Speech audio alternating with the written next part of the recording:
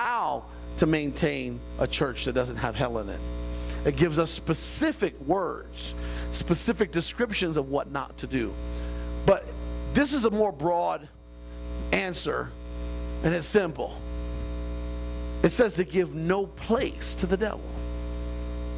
Don't give him any foothold in your house. Don't give him any foothold in your job. Don't give him any foothold in your mind. You don't give any place to the devil. If we give place to the devil, we're letting him in. Do you think he just wants to be in a little bit? You think he just wants to have a little connection with you and he'll be satisfied with that? I don't think so. All he's trying to do is get in just a little bit, so he can go ahead and move on to penetrate the rest of your life. Let me tell you another analogy from yesterday. Would you just allow someone to come into your house, man or woman, husband or wife, father or mother? Would you allow someone to just come in and take your child hostage? I'm going to kill your kid. Okay? How you like that? I'm going to kill your kid. What is your first reaction going to be? I hope. You love your kids. I am not going to allow that. There should be an adrenaline rush. I'm sure there'll be some fear around that as well. But there's going to be a need for you to take action. You're not just going to let someone come into your home. That happened to you, didn't it? No, I'm talking not the hostage thing, but the enemy trying to come into your family. What do you do if the enemy tries to come into your family? You said, I'm not putting up with this. I'm going to pull out my weapon of prayer.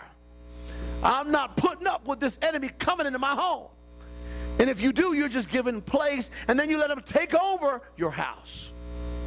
There was an exercise that we did. It's one of my favorite of the day. There was an exercise we did where they put up the regular target, then they put up another target, kitty kind of tilted, so that the head comes behind the head of the original target. And then the arm sticks out behind it, and it's a simulation of a hostage situation. So that the target that's the regular target in front is your loved one, and he said that's your wife or your husband, or they didn't use child, let's just use husband or wife. I happen to love my wife very much. So that the first figure was my wife. The one behind it was a figure that was going to kill my wife. But there was only this much. I was going to put it on here. I didn't have time to do it because I had to talk to a family before church. There was this much right here, right next to the head of your loved one. And we are to shoot that portion, which is to take out the threat, without killing your wife. I think Randy shot his wife in the shoulder. I think Rochelle got a bullet right here.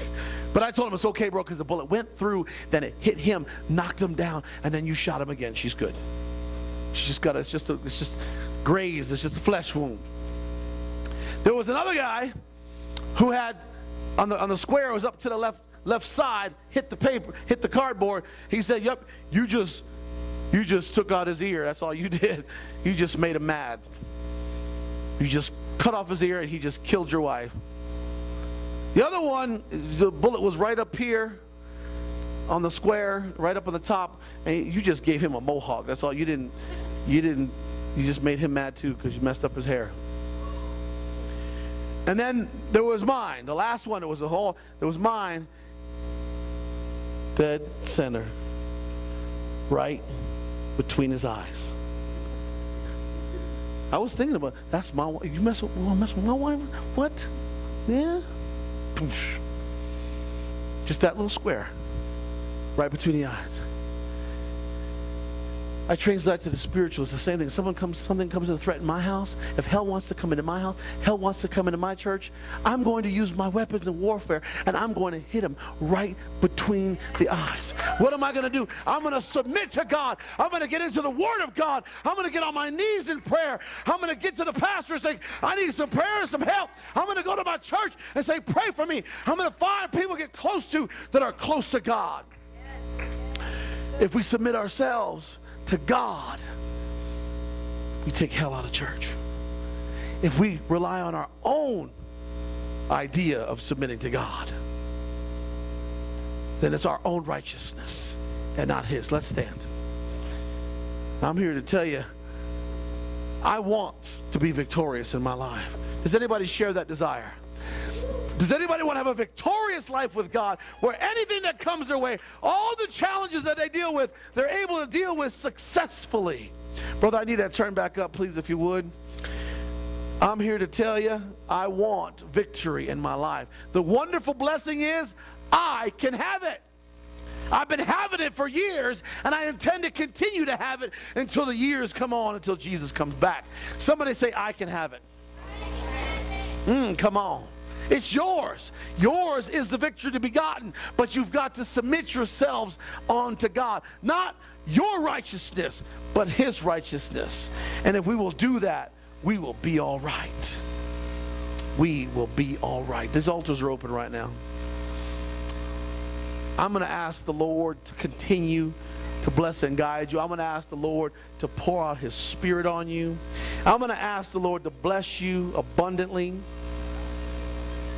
But you ultimately have to receive his blessing. You ultimately have to receive his word. You ultimately have to make a decision that I'm going to align my life to his righteousness. Not my own, but his. Right now I want the Spirit to reign all over this altar. But I'm not going to start the song yet because this altar is not full enough. There are too many people in their seats. And I'm not saying you can't get a blessing in your seat, but I'd like to see you come down to an old Pentecostal altar, an old-fashioned Pentecostal altar, and have God begin to pour out on you. I believe God can do it. I believe he wants to do it. I believe he's able to do it. In Jesus' name.